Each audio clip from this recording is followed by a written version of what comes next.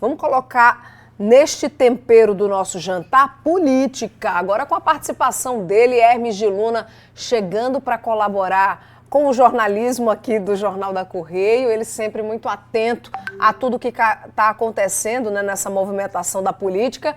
E eu começo hoje, Hermes, perguntando a você sobre essa ação, a ação do PSDB, né, para invalidar o segundo mandato de Adriano Galdino. Me conte aí como é que está isso, como é que está esse moído todo. Boa noite para você. Boa noite, Linda. Boa noite a todos que assistem o Jornal da Correio. Realmente foi uma surpresa para todo mundo essa ação que é movida pela Executiva Nacional do PSDB, que tem o ex-governador de Goiás, Marconi Perillo, à frente de tudo isso. Ocorre que o PSDB entrou com uma ação contra a Assembleia Legislativa da Paraíba e a Assembleia Legislativa do Piauí. É que as duas anteciparam a eleição do segundo biênio da atual legislatura para os presidentes, para os cargos de mesa diretora da Assembleia, das Assembleias Legislativas. E a ação foi uma ação direta de inconstitucionalidade. O PSDB questiona se vale antecipar essa ação, quebrando uma regra que está na Constituição, antecipar essa eleição. Então, a ação caiu nas mãos do ministro Fachin, Edson Fachin, e hoje o PSDB Nacional, a Assessoria Jurídica do Nacional, resolveu pedir um arquivamento da ação, alegando que foi um erro da assessoria jurídica a impetrar essa ação. Só que nesse tempo, nesse lapso de tempo aí, entre a entrada da ação e o pedido do PSDB, já teve deputados se movimentando nos bastidores da Assembleia para tentar pescar se teria apoio num eventual impedimento de Adriano Galdino, se eles teriam apoio nessa nova eleição. Os três deputados do PSDB, vale lembrar, Tovar Correia Lima, Fábio Ramalho e Camila Toscano, votaram na chapa de Adriano Galdino para os dois biênios. Fábio Ramalho é o presidente estadual do PSDB. Ficou aquele mal-estar, mas com esse pedido de arquivamento, mais ou menos a poeira vai sentando. Agora, resta saber se o ministro vai aceitar o pedido de arquivamento ou se ele vai dar prosseguimento ao julgamento da ação, porque já tem, inclusive, jurisprudência no Supremo Tribunal Federal para casos de ação direta de inconstitucionalidade, que houve o pedido de arquivamento, mas o ministro desconheceu, alegando dispositivos legais que impediam que o autor retirasse a ação depois que ela fosse movida. Então, cria-se essa expectativa aí, foi um mal-estar, mas o PSDB considera legítima a reeleição de Adriano Galdino para o segundo biênio. Muito bem. Agora, Hermes, autorização do Senado para que a Prefeitura de Campina Grande, né, contrate um empréstimo em torno aí de 270 milhões de reais.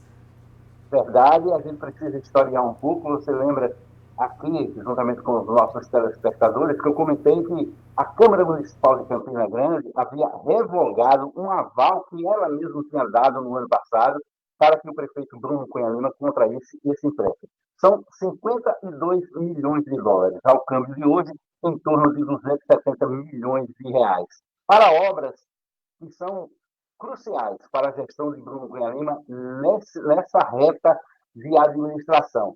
Aí, com a oposição maior do que a situação, houve um cochilo, inclusive, da situação nessa votação desse processo lá, a oposição aprovou a revogação do aval do empréstimo. Só que essa aprovação segue para a análise do próprio Executivo. Nesse tempo, o Senado Federal, através de uma articulação, por meio de uma articulação do senador veneziano Vital do Rego, que é o vice-presidente do Senado, aprovou a autorização do empréstimo na Fomplatina, que é um fundo internacional aqui da América do Sul, liderado por países do Rio Platina. Então, essa autorização do empréstimo faz com que a revogação do aval da Câmara meio que perca o objeto, vamos dizer assim.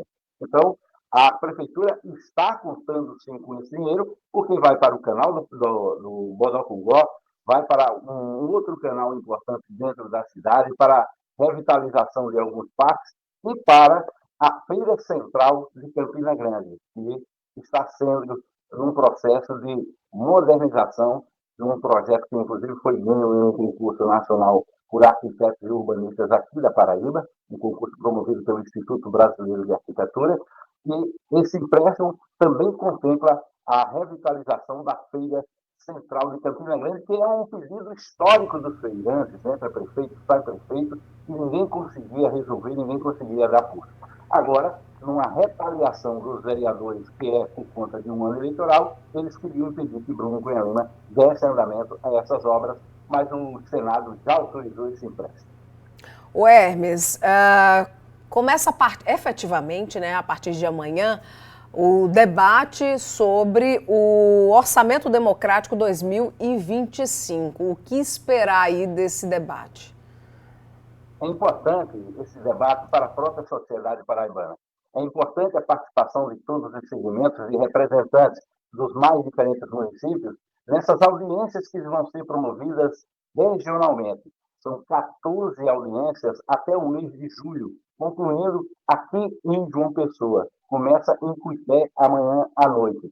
Paralelamente a isso, a Secretaria de Planejamento tem realizado audiências remotas, online, para discutir e tratar também da Lei de Diretrizes Orçamentárias, que é uma lei importante que deve ser encaminhada à Assembleia Legislativa ainda nesse semestre e ser votada pelos deputados estaduais até julho. É ela que vai definir os parâmetros para a votação do orçamento. Lá na frente, o orçamento é votado para 2025, começa a ser aplicado em 2025, e enquanto isso, as audiências públicas vão tentar traduzir as reivindicações das principais regiões do Estado dentro do orçamento por meio das decisões, das escutas que os técnicos e o próprio governador vão fazer das comunidades nessas audiências do orçamento democrático. O governador ressaltou, por exemplo, que no ano passado foram mais de 3 milhões em obras e ações que vieram de demandas dentro do orçamento democrático e que foram aplicados dentro de um orçamento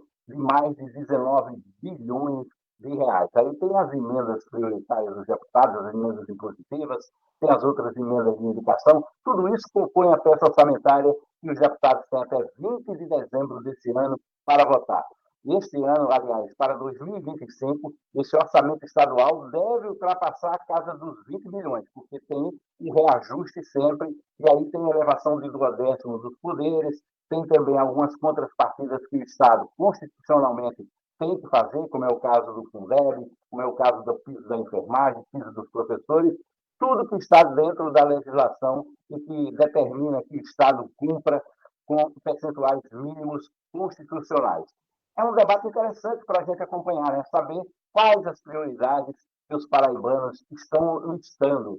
Inclusive, o secretário de Planejamento citou que, em determinada época, a prioridade era a educação. Hoje, a prioridade passou a ser saúde. Quem sabe? A gente vai esperar agora esse orçamento democrático para saber as prioridades de 2025. Ok, Hermes. Obrigada pela sua participação hoje aqui, viu?